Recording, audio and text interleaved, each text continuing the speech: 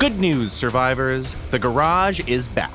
You're watching the first episode of the resumed series with all the roar of modded engines, jets of reddish flame, and the smells of a workshop you'd expect from a proper Wasteland show. How to build a perfect battle car out of trash just laying around. How to turn an enemy vehicle into a pile of trash with precision fire. What's the latest talk on the wastes? All of that and more in our show. But first, let's introduce the main topics of this episode. Here we go. Counter meta. How to deal with the tankiest of tanks. Voice of the Wasteland. We look at your half-burned letters and choose the craft of the week. Aaand the Workshop. Experimenting with the most explosive revolver in our arsenal.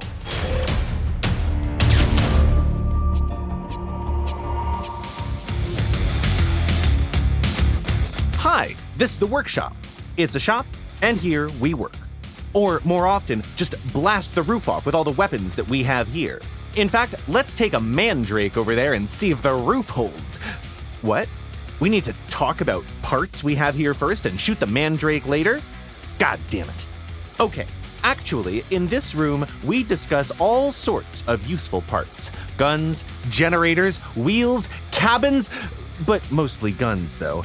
We'll discuss the way they work and can be utilized to their full potential by every tinkering survivor out there. Today, we're gonna speak about the Emily. This gun was just relatively recently introduced to the wastes in update 0.10.90. It's like a revolver, but modified in a good Knight Rider way to shoot explosive shells instead of some puny bullets. Oh yeah, Augustus Donner approved. He was the one to give this weapon to survivors like you, by the way. The Emily is small in size, has a pretty good traverse rate, and excellent elevation. It also needs only 4 energy to work. The best thing about it, though, is that it can fire off 6 high-explosive presents in just 2.5 seconds.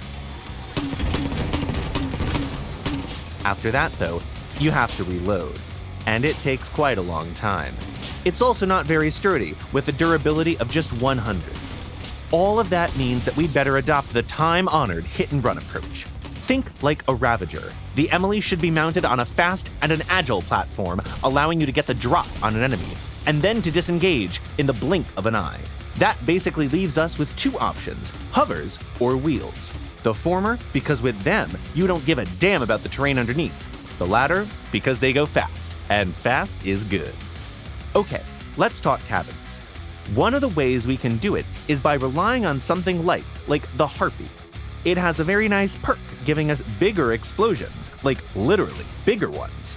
Wait a second, I think Base Scara is saying something. Yeah, you're absolutely right. We can also take the opposite approach and use the Echo. Its perk for faster reloads is really sweet. When it comes to additional ammo, we don't need any. You'll never run out of ammo with the Emily, and it's they who should go boom, not us anyways. What else? We still need an engine. We suggest that you should take the Colossus, not only because it outputs a lot of power, but also because it gives you a faster reload, meaning you can wreak even more havoc. The Oppressor is also a solid choice if you like to go fast and don't know what braking means. If you want to be a jack of all trades, take the Hot Red. It gives us the shorter reload that we need, but also requires 0 energy, which is neat. What about a Chameleon? Yeah, it's a good idea. Take it. A Chameleon will hide you from keen-eyed raiders observing the battlefield from a comfy vantage point, and will make it easier for you to sneak up on them. And remember, you have to be on the move to survive. There are too many raiders that want you dead. If somebody is hiding behind cover, lob a few grenades right over it. Our ammo is very explosive and really likes saying hi to fuel tanks, generators, and ammo boxes. Can't shake somebody off your tail? Make them wheelless. With this weapon, a couple of good shots is often enough to incapacitate an enemy vehicle and turn the tides of the battle. When exchanging fire, take cover behind rocks, ruins, metal junk, and sturdier allies. When choosing your next target, prioritize solo players and slow, sluggish builds. They both are your prey of choice. Descend by surprise like the Knight in the Wastes and disappear like a paycheck out of a laborer's pocket. There's only one law in Crossout: survive and prevail.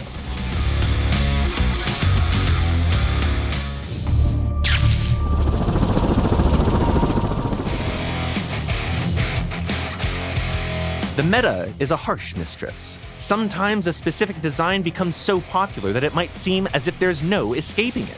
But in the wastes, for every nail, there is a hammer. This part of the show is exactly about finding hammers that will help you to counter specific nails. We mean builds. And to show the wastes that you're going to prevail no matter what. Today we'll be talking about Goliaths. Huge, heavy, with lots of armor. These tracks that saw a lot of use in both world wars of the 20th century embody the idea that the more armor you have, the better. Goliaths have good resistance to firearms, melee, and thermal damage. They're also big as hell and very sturdy. Let's see what a proper counter meta will be. Due to their sheer size, Goliath tracks do a very good job of protecting vital parts of a vehicle from any fire coming from the side. The way that tracks are placed, though, means that the vehicle is still vulnerable to attacks from the rear or the front. If you strike there, you often only need just a couple of shots from a high-caliber gun to get rid of this armored sandwich. The fact is, tracks don't leave much room for other parts, especially at low PS. What is the best type of weapon to use against a Goliath if you have to shoot it directly? Obviously not machine guns. The tracks take machine gun fire really well. We suggest that you should try energy weapons. The Synthesis, the Quasar, the Pulsar, the Aurora, the Trigger, they all work pretty well against those armored turtles. Don't have access to energy guns? Not a problem. Just focus on a single track. When it's gone, the vehicle loses most of its mobility, and all that was hidden behind the track is revealed for the whole world to see. You're fed up with them so much that you want to see them all burn in hell? Understandable. The incinerator is here to help you realize your wildest dreams.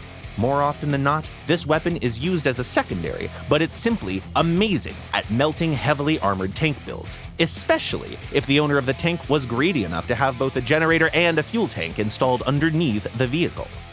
Due to the fact that Goliath builds are pretty sluggish and slow, engaging them from long range works just as fine as mounting lightning-quick attacks aimed at their weak spots. Sniping ain't your thing, you're more of a melee kind of survivor? Okay, circle around, turn them over, push them into acid lakes, or ram them with a tusk at high speed. That's all fine and dandy, you might say, if there's a single Goliath build that I'm facing. But what if half of the enemy team is using the damn things? Still not a problem, survivor. Coordinate your fire. See your teammates attacking a specific target? Do the same. There is a limit to the amount of punishment a Goliath can take. Or simply leave the tank builds be and rush straight to the cap zone. You have a fighter's chance of capping the zone before those slugs get there. Remember, for every Goliath, there is a stone. There's a new Founders exclusive class in town, getting to grips with using blockchain. The blockchain plasma cutter, that is. Decentralize your enemies and distribute them all over the Wasteland.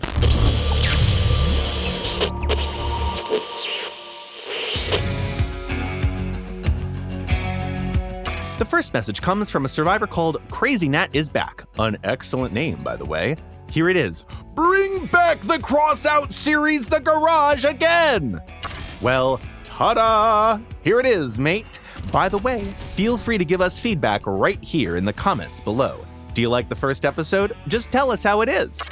Then there's a message from Father Lawbringer. Where do you get these cool names, by the way?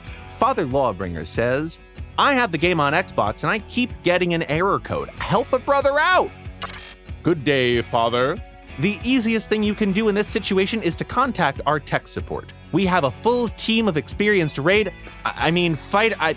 professional helpers is the word. Yes, they will help you sort this out. Brynvald Bassfleur writes, Hey, Crossout team, we need wheels. Also, some wheels need to grip better or worse to put more emphasis on what wheels to choose. Treads and tracks too. How about treads that have no speed limit? Or just a high limit? Maybe some really quick spider legs? Hey, Brynvald, another great name for the wastes, by the way. Okay, back to the wheels.